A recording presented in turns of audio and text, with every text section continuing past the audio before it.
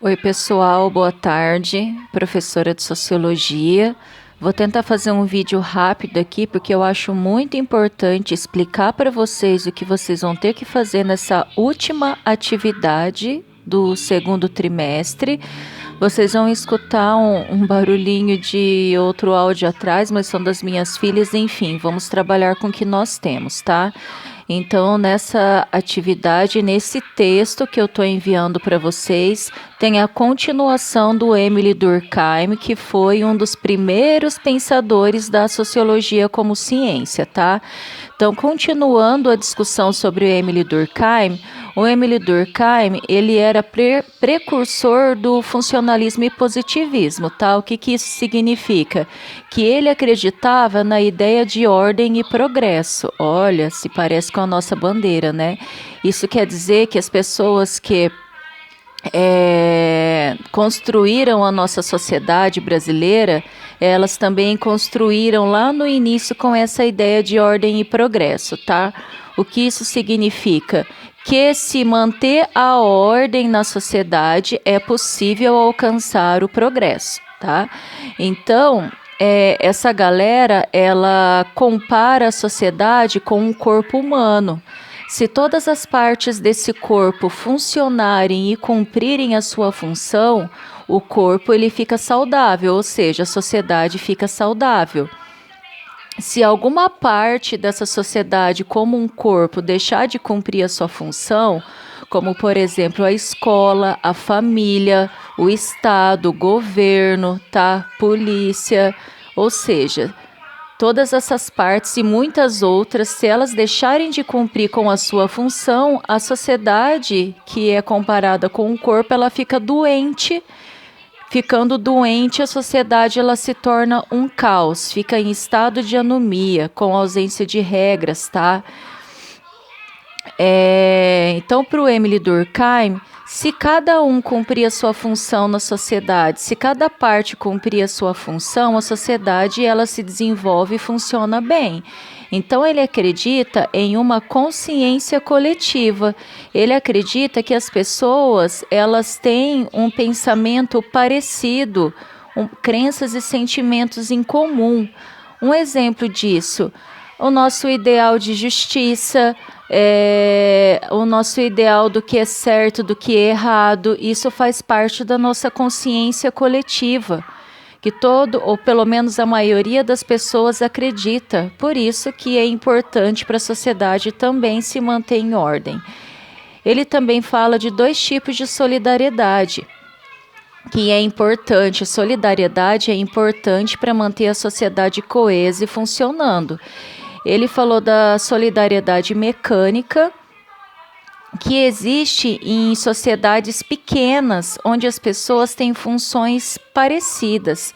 Então, aldeias indígenas e sociedades mais antigas, que são sociedades pequenas, têm esse tipo de solidariedade mecânica. Já sociedades grandes, como a nossa, têm um tipo de solidariedade que é a orgânica. Tem muitos papéis, muitas funções diferentes, muitas atividades diferentes e cada um depende do outro para a sociedade ela se manter em ordem. Por exemplo, se eu precisar ir na padaria comprar um pão, eu sei que teve várias atividades envolvidas e pessoas que dependeram das outras, né?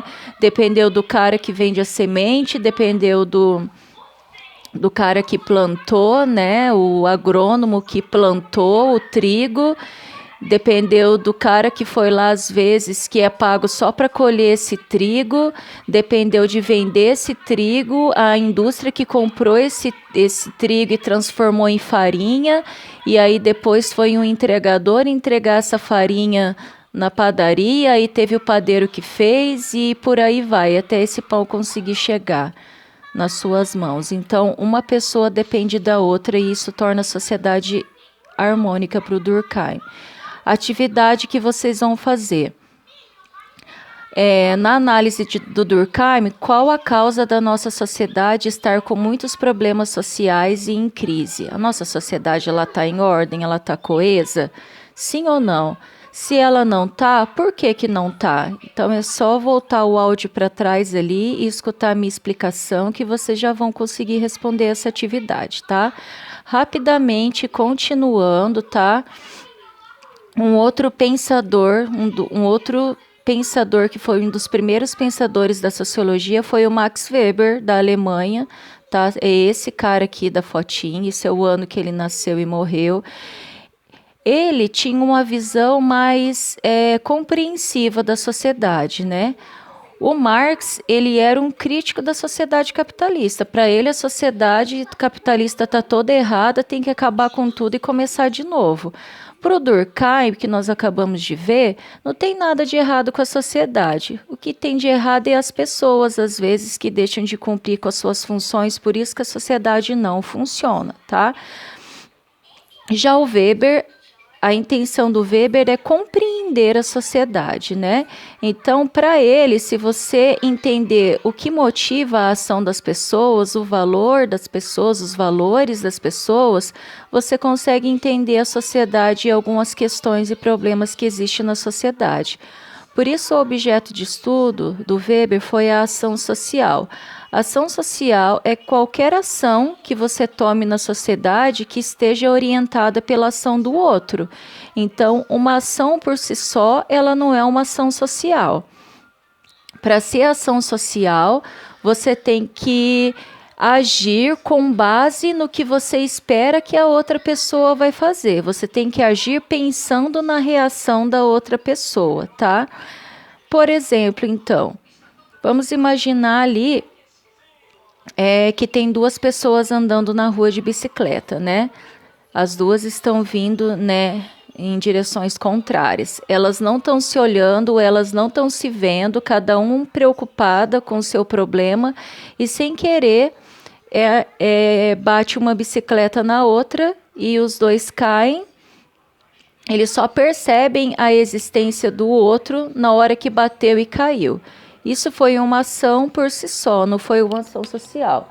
Agora, vamos imaginar que essas duas pessoas estejam vindo de bicicleta, uma contra a outra, só que elas percebem que elas vão bater.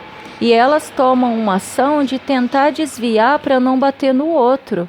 Aí sim é uma ação social, porque eles agiram com base no que a outra pessoa poderia fazer, tá?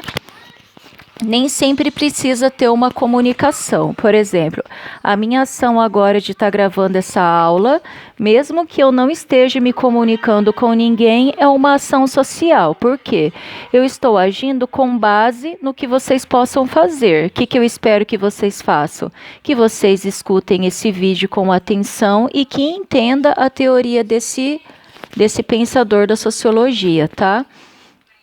Assim, seria possível, então, entender por que existe a violência na sociedade, analisando primeiro o que motiva a ação social violenta da pessoa que comete o crime, né? Por que será que ela age desse jeito? Qual é a motivação disso? E aí você conseguiria entender o porquê que a violência existe e propor soluções para superar esse problema, tá? Terminando. O Weber, ele dividiu essa ação social em 4, tá? Primeira, ação social com relação a fins. Sempre que você age com base em obter um fim definido, um fim previamente definido. Então, por exemplo, essa ação social que eu estou aqui fazendo de gravar um vídeo é uma ação social com relação a fins, porque tem um objetivo.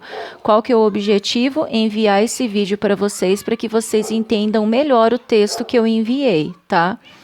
Ação racional com relação a valores, quando a pessoa age motivada por valores. Por exemplo, eu também poderia dizer que esse vídeo que eu estou gravando, ele está motivado por valores. Por quê? Eu acredito na educação como um valor que pode transformar a sociedade. Por isso eu estou me dedicando em fazer isso para vocês. Um outro tipo de ação é a ação afetiva, quando você age pelo afeto que você tem por alguém ou por um objeto, tá? Eu posso dizer que essa ação social de estar gravando o vídeo para vocês também é afetiva, porque eu tenho afeto por vocês, eu tenho afeto pela minha profissão, por isso eu estou me dedicando desse jeito, tá? Ação tradicional, né? Quando a pessoa age motivada por costumes e tradições. Já não seria o meu caso, porque eu venho de uma família que não teve estudo, não tem nenhum professor na minha casa que pudesse, né, ter me induzido, me incentivado a se tornar professora também. Mas vamos imaginar que na minha família, a minha família ela veio de uma geração de vários professores, como acontece, e eu acabo me tornando uma professora também, porque minha mãe, meu pai, meu avô, minha avó foram professores. Então seria uma ação tradicional, motivado por costumes e tradições. Qual é a outra atividade que vocês vão fazer? Essa daqui que é muito fácil. Vocês vão ler cada alternativa dessa e identificar aqui na frente que tipo de ação social está sendo expressa nessa alternativa. Por exemplo, comprar um modelo de tênis que você mais goste, baseado emocionalmente, usando sua emoção para escolher. Qual que é o tipo será de ação social? Será que é a tradicional? Será que é a afetiva? Então vocês vão ler cada alternativa dessa e escrever aqui qual o tipo de ação social que está sendo expressa na alternativa. Por fim, é isso, né? Beijos e abraços para todos.